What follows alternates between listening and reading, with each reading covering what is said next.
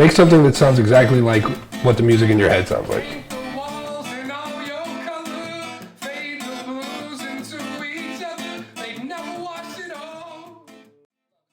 So my name's Omar Waqar. I'm a 32-year-old Pakistani-American musician from Washington, D.C. And I play a ton of different instruments. In my current band, Sarmast, I play guitar and I sing vocals.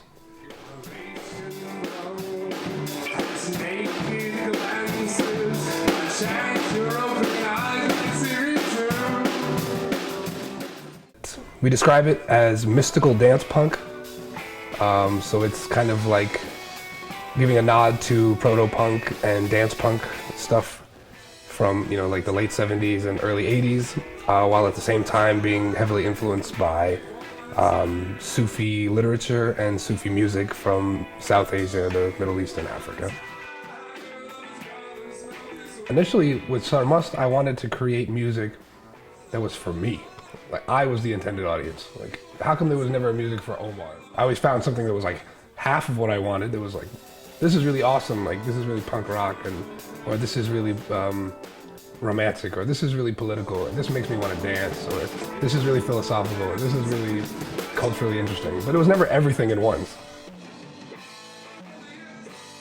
I borrowed from classical Persian and Arabic styles of poetry, like ghazal, and used the rhyme refrain technique that they use, as well as the subject matter and the structure of couplets, but in English.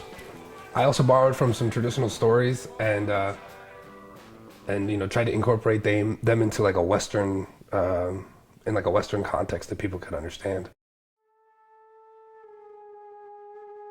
Okay, so there's a song called "This Fire." That's a Sarmast song, and it was one of the first ones that I ever wrote with the idea of trying to use ghazal, the ghazal format. The crackle is the spark, ignited flames within my soul, this fire. The warmth it radiated killed the cold and lit this cold, this fire. To gaze into the light could reveal the nature of your true desire. It burns poetry within the words of a story being told, this fire. So it's like taking the sort of traditional format and also, you know, similar subject matter and applying it in the English language. The song Murals of the Past sort of alludes to a modern day Layla and Majnun story. Majnun basically means the madman, so he was like, he basically became mad, crazy in love. And it's kind of like a Romeo and Juliet kind of tragic love story. They fall in love and they can't be together. Her father won't allow it, and he goes crazy, you know, with the desire for her. And eventually, you know, it gets kind of dark, and he like, I think he starves himself to death in the desert, and that's kind of how it ends. But the whole process is like this sort of like longing and separation, and the Sufis always use that as a metaphor for like connecting with the divine powers or divine sources. In Murals of the Past, that Majnun character is actually like a graffiti artist, modern day art, you know, street artist, and he just goes around painting her picture everywhere, hoping that she'll see it and somehow like they'll be back together. But you know, obviously they're never gonna get back together. Sorry. So it's a depiction of Layla and Majnun. He's like the emaciated one, and then Layla's camel. Her camel plays a big part in the story because he like takes care of her camel and loves her camel because he can't love her. Paint the walls in all your color, fade the blues into each other. They never wash it all, never wash it all. Love's propaganda would be rich, them steal the kisses from your lips and never show it all, never show it all.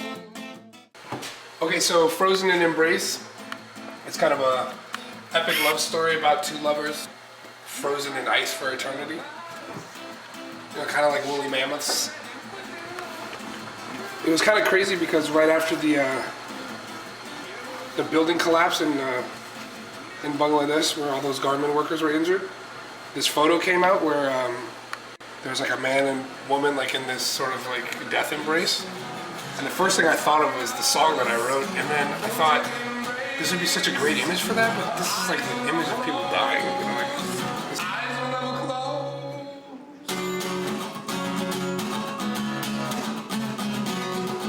I figured out a long time ago that it doesn't matter who your intended audience is, it's never going to be who you think.